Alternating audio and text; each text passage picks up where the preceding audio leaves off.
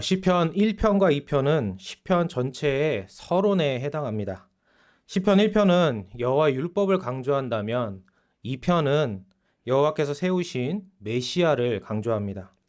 그리고 이 두 주제, 율법과 메시아가 시편 전체에 흐릅니다. 시편 1편은 의인과 악인을 여호와의 율법을 기준으로 명확히 구별합니다. 의인은 여호와 율법에 확고히 서 있는 자인 반면 악인은 여호와 율법에서 떠나 바람에 나는 겨와 같이 흩날리는 자들입니다. 그래서 1편 6절을 보시면 무릇 의인들의 길은 여호와께서 인정하시나 악인들의 길은 망하리로다라고 말씀합니다. 의인들이 여호와 하나님께 왜 인정을 받는지, 그리고 악인들은 왜 멸망하는지를, 이러한 의인과 악인의 양상을 오늘 함께 읽으신 2편에서 더욱 구체적으로 드러납니다. 2편은 크게 네 부분으로 나눌 수 있습니다. 첫 번째 부분은 1절과 3절입니다. 이곳에서는 악인들의 양상이 구체적으로 어떻게 나타나는지를 말씀합니다. 두 번째 부분은 4절에서 6절까지의 말씀입니다.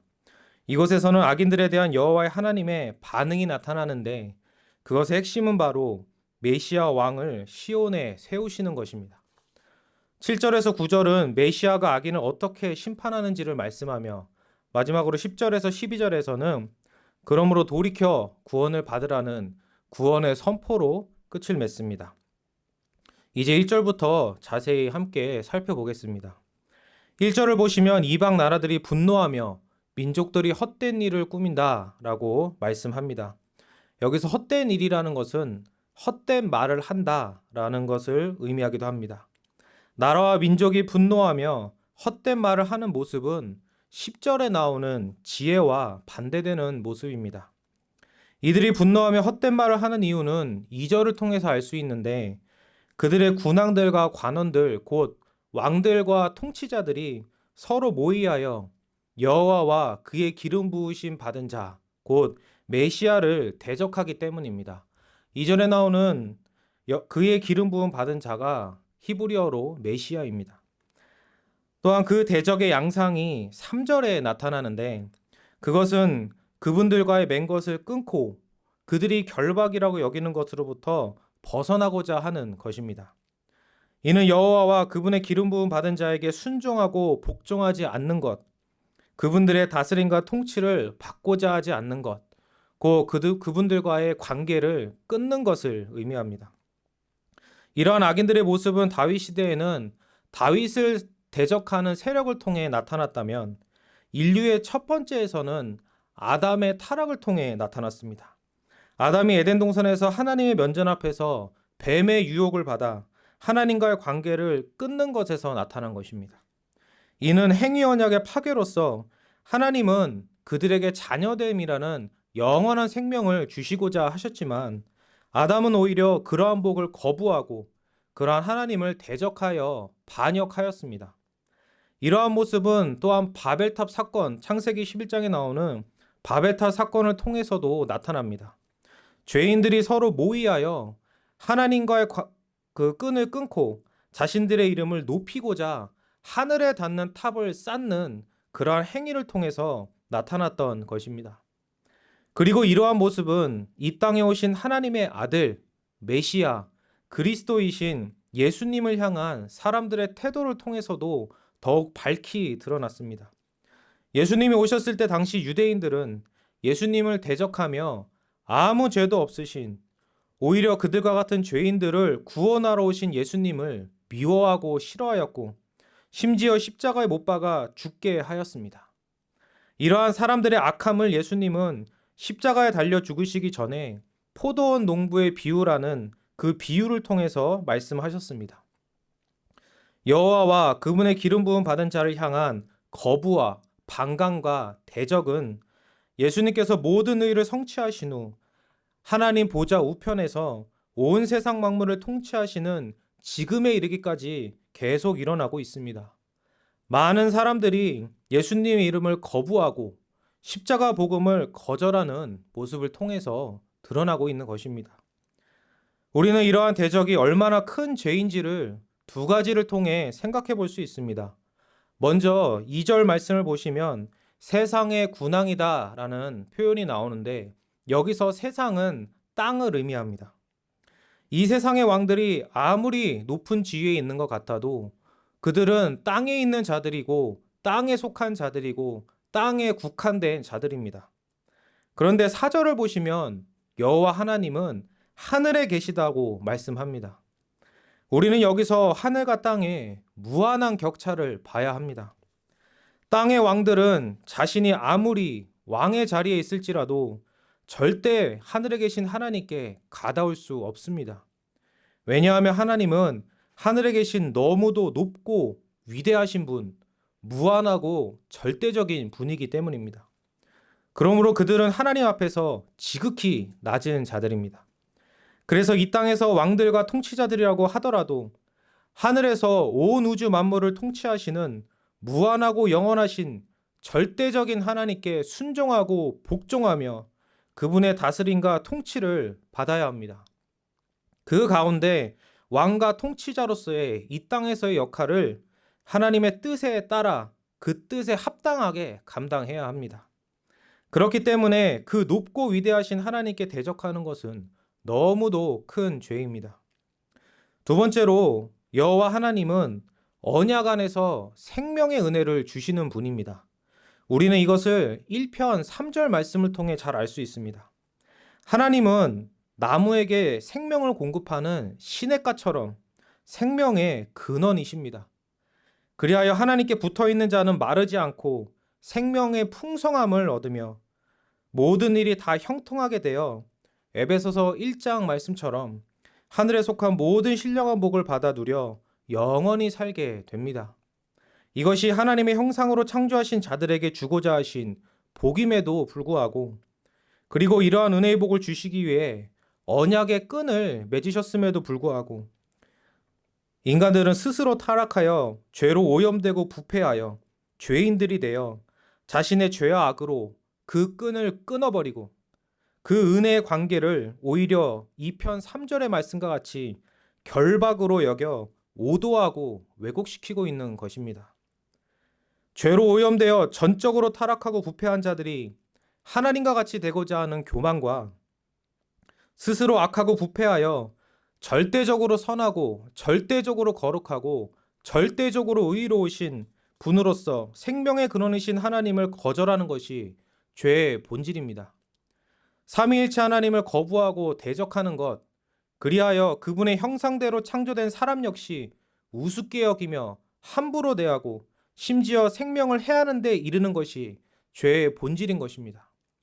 이 두 가지는 시편 1편에 나오는 율법의 핵심입니다. 그 핵심을 어기는 죄인, 이러한 죄들이 그 핵심을 어기는 죄들인 것입니다. 왜냐하면 율법은 하나님을 사랑하고 그분의 형상대로 창조된 사람을 사랑하라는 하나님의 절대적인 법이기 때문입니다. 하나님은 하나님과 하나님의 형상대로 창조된 인격적인 존재를 사랑하며 귀하게 여기는 것을 법으로 정하셨을 정도로 이를 매우 귀하고 중요하게 여기십니다. 우리가 사는 시대도 이러한 죄의 본질이 여러 다양한 모습으로 드러나고 있습니다.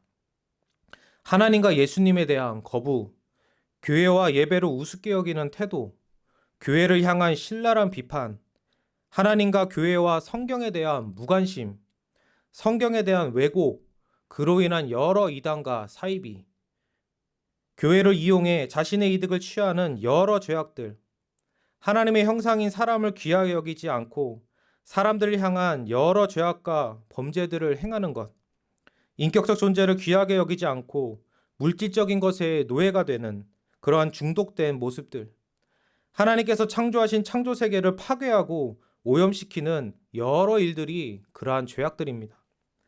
이러한 수많은 죄악들이 우리의 영혼을 짓누릅니다. 내 자신의 죄악과 내 원수들의 죄악들이 나를 공격하여 신음합니다. 그래서 시편의 저자들은 하나같이 이러한 죄악에 대해 하나님께 나아가 그 신음을 토하고 애통하며 간구하는 것입니다.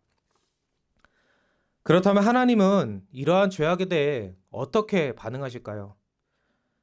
그 반응이 4절과 5절에서 나타납니다. 4절에서는 웃음과 비웃음으로, 그리고 5절에서는 분노와 진노로 반응하십니다.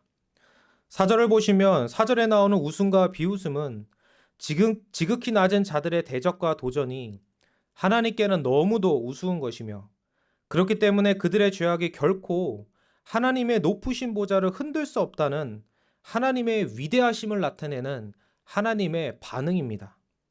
하나님을 대적하는 자들의 죄악이 가당치도 않으며 결코 하나님과 그분의 메시아를 흔들 수 없다는 하나님의 반응인 것입니다.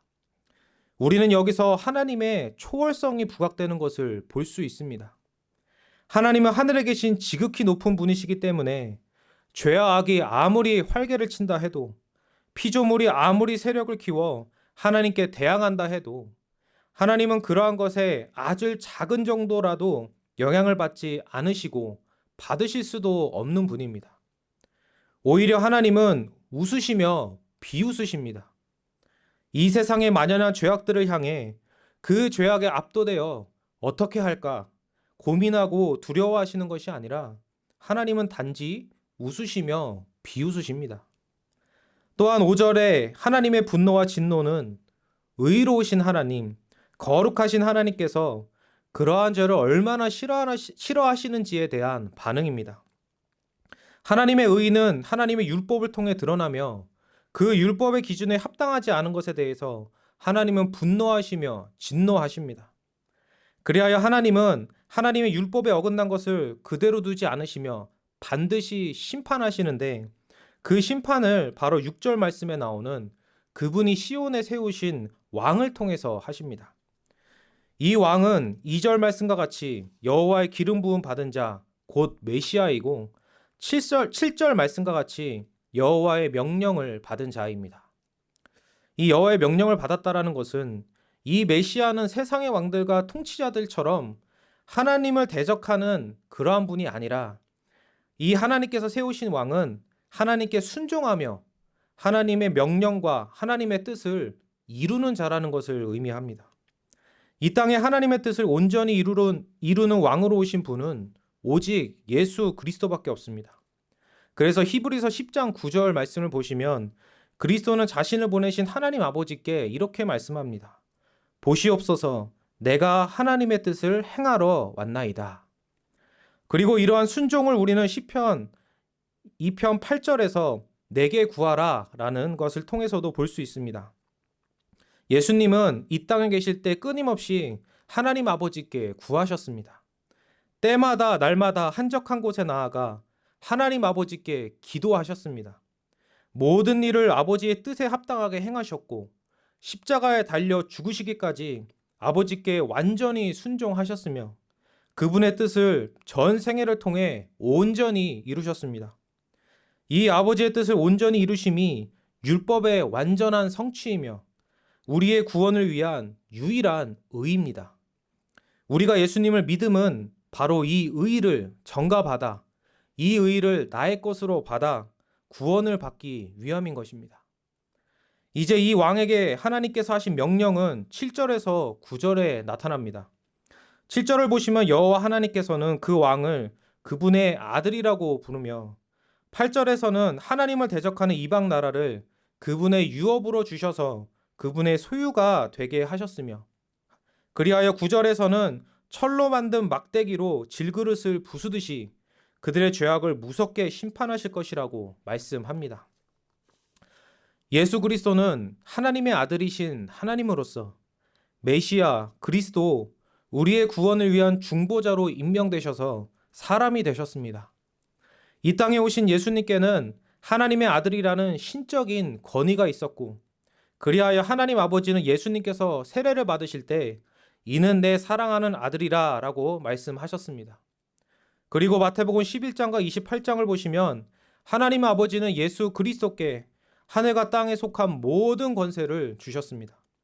이를 우리는 빌립보서 2장 말씀을 통해 잘 알 수 있습니다. 그리고 때가 되면 주님은 다시 오셔서 마지막 최후의 심판 때에서 철장으로 모든 악한 세력을 심판하실 것입니다. 요한계시록 19장 15절 말씀입니다. 그의 입에서 예리한 검이 나오니 그것으로 만국을 치겠고 친히 그들을 철장으로 다스리며 또 친히 하나님 곧 전능하신 이의 맹렬한 진노의 포도주 틀을 밟겠고 그 어떤 죄인도 이 심판을 피할 수 없습니다. 이 심판 앞에서 모든 죄인은 철장 앞에 있는 질그릇과 같습니다. 그들이 아무리 왕들과 통치자들이라고 해도 그들은 단지 질그릇과 같이 힘없이 부서지고 말 것입니다. 그런데 하나님은 자비하십니다. 하나님은 자비하셔서 이러한 심판의 경고로 이 시편을 마무리하지 않으십니다. 10절부터 12절까지 여호와 하나님은 그분의 아들을 통해 구원을 선포하십니다. 마치 사도행전 2장에서 성령으로 충만한 베드로가 예수 그리스도의 복음을 설교한 후 그 설교를 듣고 자신의 죄로 인해 마음에 찔림을 받은 자들에게 죄를 회개하고 예수 그리스도를 믿으라고 선포했던 것과 같습니다. 이제 시편 저자는 10절에서 왕들과 통치자들에게 지혜를 얻으며 교훈을 받으라고 권면합니다. 3절 말씀과 같이 분노 가운데 헛된 말을 하는 것을 그치고 참된 지혜와 경고를 받으라는 것입니다. 그것이 무엇인지는 11절과 12절에 나타나는데 그 핵심은 하나님 아버지의 아들에게 입맞추어 여호와 하나님께 피하고 그분을 의지하며 두렵고 떨림 가운데 하나님을 경외하고 예배하는 참된 기쁨과 즐거움을 누리라는 것입니다. 아들에게 입맞추면 구원이지만 그렇지 않으면 진노와 멸망이라는 것입니다. 12절 말씀에 나오는 그의 아들에게 입맞추라는 것에서 이 입맞춤이라는 것은 왕에게 바치는 존경에 대한 엄숙한 의식과 상징을 의미합니다. 이는 신약에서 예수 그리스도를 믿음으로 영접하는 것을 의미합니다. 우리는 11절과 12절의 말씀의 내용의 성취를 요한복음에서 많이 발견할 수 있습니다. 요한복음 3장 16절에서 18절을 보시면 이렇게 말씀합니다. 하나님이 세상을 이처럼 사랑하사 독생자를 주셨으니 이는 그를 믿는 자마다 멸망하지 않고 영생을 얻게 하려 하심이라. 하나님이 그 아들을 세상에 보내신 것은 세상을 심판하려 하심이 아니요 그로 말미암아 세상이 구원을 받게 하려 하심이라. 그를 믿는 자는 심판을 받지 아니하는 것이요 믿지 아니하는 자는 하나님의 독생자의 이름을 믿지 아니하므로 벌써 심판을 받은 것이니라. 그리고 3장 35절과 36절에서는 이렇게 말씀합니다. 아버지께서 아들을 사랑하사 만물을 다 그의 손에 주셨으니 아들을 믿는 자에게는 영생이 있고 아들에게 순종하지 아니하는 자는 영생을 보지 못하고 도리어 하나님의 진노가 그 위에 머물러 있느니라. 그리고 요한복음 5장 24절에서는 예수님께서 친히 이렇게 말씀하십니다. 내가 진실로 진실로 너에게 이르노니 내 말을 듣고 또 나 보내신 이를 믿는 자는 영생을 얻었고 심판에 이르지 아니하나니 사망에서 생명으로 옮겼느니라.